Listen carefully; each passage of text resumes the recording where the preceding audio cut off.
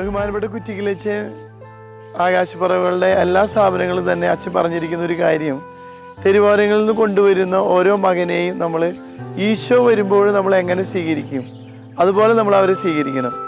ഈശോയാണ് കടന്നു വരുന്നത് അവരിലൂടെ.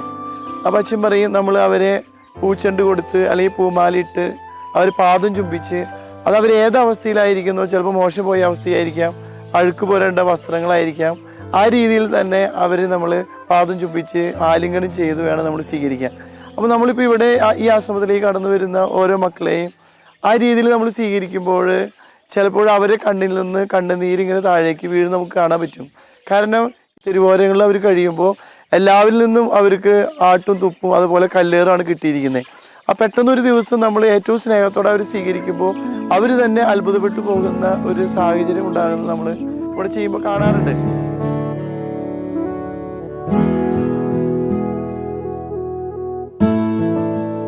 മക്കളുടെ എണ്ണം വർദ്ധിച്ചതോടെ പുതിയതായി വരുന്നവരെ പാർപ്പിക്കാൻ തിരുമുഖാശ്രമവും, പ്രശ്നങ്ങൾ മാറി നോർമലായി ജീവിക്കുന്നവർക്ക് വേണ്ടി എലിസബത്ത് ആശ്രമവും, സാധാരണ ജീവിതത്തിലേക്ക് എത്തിപ്പെടുന്നവരെ അവരുടെ അഡ്രസ്സ് കണ്ടെത്തി തിരികെ വീട്ടിലെത്തിക്കുന്ന ശുശ്രൂഷ കൂടി ചെയ്യുന്ന ഇവർ അനേകം കുടുംബങ്ങളുടെ കണ്ണീരിനും കൂടി ഉത്തരം നൽകുന്നു.